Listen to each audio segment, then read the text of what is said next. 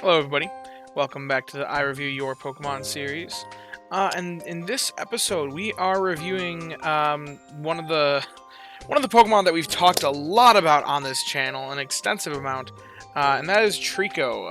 Trico and Grovyle that were sent in by none other than Sonjya00's. So thank you to Sonjya for sending in these two girls. Their submission as a pretty simple question of submitting these two girls for review. It's essentially between the highest performer, so this one, and the highest performer, and the easiest to level up but costly with seeds, versus the golden combo to support the team, very funny ass helping bonus, but not much else and harder to raise. I haven't been able to decide, so I'm still passively hunting, but curious if you'd settle with either of these. Now, my thought lines on it are both of these are great options. I mean, Berry Finding Us helping bonus and a main skill up nature. That is a nice add-on as well. Don't write that off. That's a good nature. XP gains down is a little bit annoying, but main skill up is still another positive going for it. And Berry Finding Us with trigger and speed. I think both of these are plenty worth settling over, is kind of my thought line. But the real question is, which one is better? Now, one notable difference, I will say, and this is something very minor to think about to begin with, but in situations like these, I actually tend to consider their actual output, but then a tiebreaker can always be ingredient list.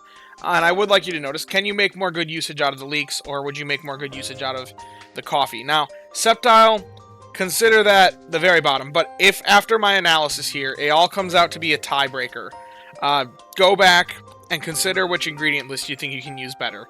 Because that can be a nice tiebreaker, and I found that ingredient lists on berries and skill specialists can be a nice add-on if you can make good usage out of their ingredients. So, if after all this, you're not convinced either which way based off the numbers, I'd use that as the tiebreaker for you. But don't be considering that outside of the tiebreaker, because ingredient list really should be the last of your considerations with skills and berry specialists. But, Sceptile. Now, XP gains. Experience is a very difficult one to discuss. I've seen some people make the hot take before. I think this was something that was covered in my hot takes video pretty extensively, but some people have suggested I hate experience gains down, because experience gains down, yeah, once you get them to max level, the idea is once you get them to max level, they're just a more expensive version, and strictly upsides with no downsides. But that's not really true, because XP gains is a bit inconsistent in how much it benefits, and we can figure that out why that is with the XP table. Now, just as a quick example, it's inconsistent how much that curve really is giving you, and what the difference between each level is giving you as well.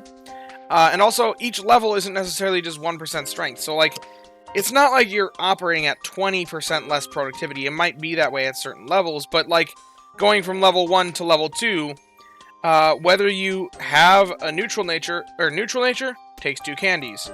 XP gains up, takes 2 candies. XP gains down, takes 2 candies. It doesn't matter. They're all getting to level 2 at the same rate. But then going to like higher levels, let's say you're trying to get to level 20, from level 1 with XP gains up, or with baseline, it's going to take 168 candies. If we were to say we have 168 candies, and then see where that would get us to XP gains up, gets us to level 21, with XP gains down, it gets us only to level 17. So there is a 4-level difference there, but a 4-level difference doesn't equate to a 20% decrease in productivity. It's not consistent how much that's really going to be impacting you. Now, I tend to look at this and think, I'm getting my Pokemon to level 65 if they're a good enough investment. I, generally speaking, can max out most Pokemon, even with XP gains down. My Gengar was sitting at level 60 for a while. If it's a good enough investment, you still can get it to whatever the max level is, if you're a long-term player. If you're relatively new, though, it's going to take a lot longer to get to those level caps.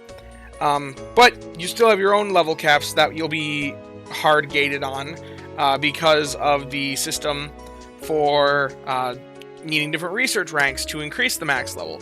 I know that on the Sleepers right now, which is a free-to-play account, that's my alt, I have a level 60 Comfey that I've had for a long time and still haven't increased the level cap. So I still feel like the level cap is something that will come into play, even if you have an XP gains down Pokemon. And you can eventually get there. So I wouldn't just say, oh, it's going to always be nerfed by certain levels. It depends on your playstyle, where you're getting to. But if we make the assumption that it's going to be consistently behind an XP, what is that actual difference? And I made a quick chart here just to look. And I did that whole comparison for every 5 levels. So like when neutral's at level 5, when it's at level 10, 15, 20, 25, so on and so forth. Where does XP upland and where does XP downland? And generally speaking, we can kind of ignore this last one because XP up theoretically should be past level 65 if there was an option for that in the game. So we can probably ignore this one. But generally speaking, from like most significant levels, I'd say it's like level 5 to 8 levels difference. And like I said, it's inconsistent because of difference with how candy value is applied, with a difference in how XP value, the amount needed for each level. It's not consistent, but I'd say it's between 5 to 8 levels, depending upon what level you're looking at. And that's the difference between XP down and XP up. Now, with your two, if we're going to make an actual comparison at level, something else to consider is that this one's only level 14, this one's starting off at level 23, and uses less candy for evolution. Now, Rain X actually has tools for these specific functionalities. You can make it account for evolution cost, as well as you could make it one's level 14 and one's level 23. So I can actually make this comparison, figure out how much candy it would take me to get the Pokemon to a certain level, and then take that amount of candy, plug it in over here, and figure out how far the other one's going to get. And when I make that comparison, now if I do just a quick brief comparison, when the XP gains down one hits level 50, the XP gains up one's going to be about level 57, about a 7 level difference. When the XP gains up one hits max level, this one will only be hitting level 57 just then. So there's a pretty big significant difference there. And you can see that generally speaking, according to using help bonus stacks set to null to give help bonus a fair evaluation, it's coming out to be that this one is significantly stronger at like every tier. Even when like this one is level 60, this one's weaker. But this really isn't a fair comparison. Evaluating help bonus is really difficult. This can kind of do a decent job of figuring it out, but it's assuming that the rest of the team is around the same power level. So if you really want to get a deeper analysis of the value that help bonus is contributing, you have to compare it using what I like to call the team analysis functionality. Now, I've made like a little grid here just to take a look. Also, if we did get the XP gains down one to level 65, this is this last column here. This one's at level 57. This one's at level, the first one, the Grovyle, at level 65. This one's its comparative level with the XP gains down nature. And then this one on the end here is if we were to take the effort to get the helping bonus one up to level 65, so that it is comparative, so that you're seeing it at its max capability. So, how does it compare? Well, the first team that I threw together is just a pretty bog standard team, I'd say. A slightly more cooking focused team, with maybe like some investments that are decently high.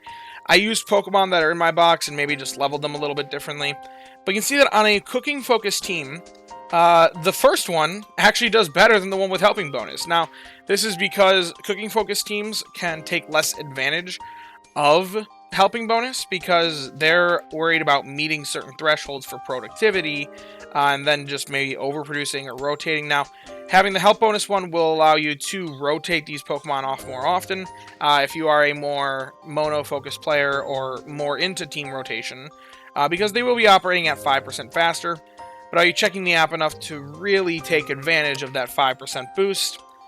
That's up to your playstyle. It might leave a little bit less room for RNG issues. You can see here you've got like plus 22 sausage versus on this team only plus 17 sausage. So there's like a 5 sausage a day difference for the Charizard.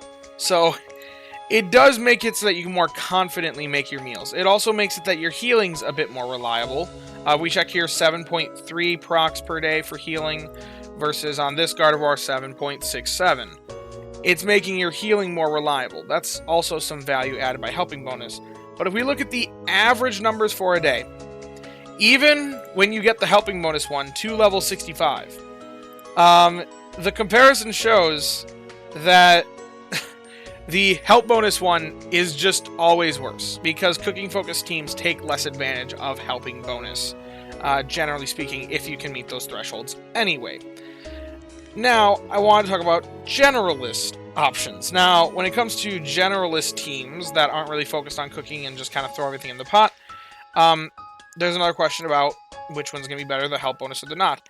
And interestingly enough, if you haven't hyper-focused your team, and is more generalist, like one maybe matching favored berry, maybe a generalist skills specialist, and like a generalist berrymon even, then you might end up with a team that looks, generally speaking, the first one is still better. The one without helping bonus still comes in stronger than even when you do get the XP gains down one up to level 65. You can see it's like pretty much the same, but slightly better. Now this is because the generalist options are worse than if you're to hyper-fixate one berry type. Now you can see here, if you do have at Lapis Lakeside a full team of grassberry specialists that are specifically good at Lapis, then the help bonus one actually does better, because boosting, well, it does better when they all match. But this one, being able to produce more grassberries by default, actually does better, because it produces more grassberries on its own than the level difference. But it does do slightly better when you do get them to the same level. But the real big difference between them is on more hyper-focused teams when you're using Sceptile as a generalist, because helping bonus is the best generalist skill in the game, because anything can contribute a good amount of strength through helping bonus if the rest of the team is good. It doesn't matter how bad that Pokemon is, it's going to benefit from helping bonus pretty much the same, because for itself, it's only providing 5% strength, or 5% frequency decrease. But for the rest of the team, it's all going to be the same no matter what species of Pokemon it's on.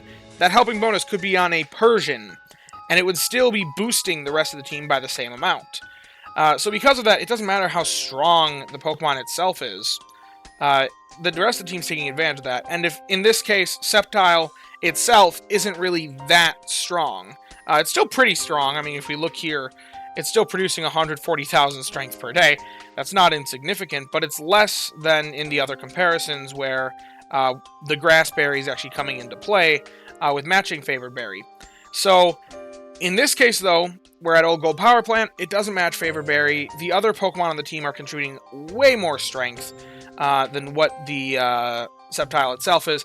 And then even if you have it at the same level, at that 57, it's actually going to produce more strength out of their island. So, I'd say consider your playstyle. Are you more cooking focused or are you more berry focused? And if you are more cooking focused, would you like more reliability to make your meals? Do you struggle to make your meals? That you want to boost your ingredient specialists more so that you can more reliably make those thresholds?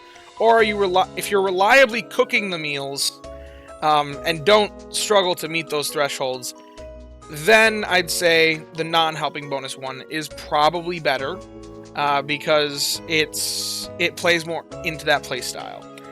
If you're a much more berry-focused player who's oftentimes making teams that match favored berry quite a bit, then the helping bonus one is probably going to be more valuable just because it provides more strength to the rest of the team who are also contributing a decent amount. But if you're looking for just a single berry specialist that is going to be doing well on its own, the rest of the team's kind of doing their own thing, the one that's more trigger focused is probably generally better.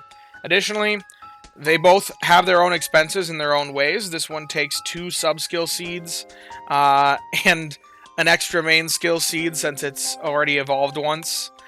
This one is going to take a lot more candies and dream shards. So also consider what resources you have available to you. I think they're both strong options. You can't really go wrong here. The only way you could go wrong is if you happen to stumble into an even better one than either of these. But they both are phenomenal in their own right. And if you get enough candies, I would say why not invest 2? Because having 2 Sceptiles is not necessarily the worst thing. But obviously only go for 1 until you get 1 to a high enough level that it's being very meta relevant, maybe being level 65. But I don't think you can go wrong here. I feel like the way that most players play, interestingly enough, I think the non-helping bonus option is going to be better for the playstyle that most players have. Just because it does... A lot more players are more cooking focused, and a lot more players are focused on reliably making those meals. So that helping bonus isn't necessarily going to add that much value unless you're like heavily rotating teams. But if you are like more just throw Berrymon on the team, throw them all, fill them up, sneaky snack them, then the helping bonus one's a lot more valuable since the rest of the team's going to be a lot more valuable. So, a bit of a more complicated discussion. I think they're both pretty good and both pretty solid. Like I said, you can't really go wrong. But if you have enjoyed the video, be sure to leave a like and subscribe. If you too want to submit a Pokemon for review, there are 2 ways about going through that. The last 2 videos I did were both submitted through the Google form, which is linked in the description. This one was actually submitted through the YouTube Rate My Mon channel on Discord. So those are the 2 ways to go about that. If you want to join the Discord, the link is down below in the description. Come join us, hang out, talk about all things Pokemon, sleep, and the like. A huge thank you to all my channel members. It really means a lot to me that you guys want to show your support financially despite there being no paid rewards for members. If you too want to become a channel member, then the join button is down below. And as always, I thank you all for watching and hope that you all have a wonderful day. Bye-bye now.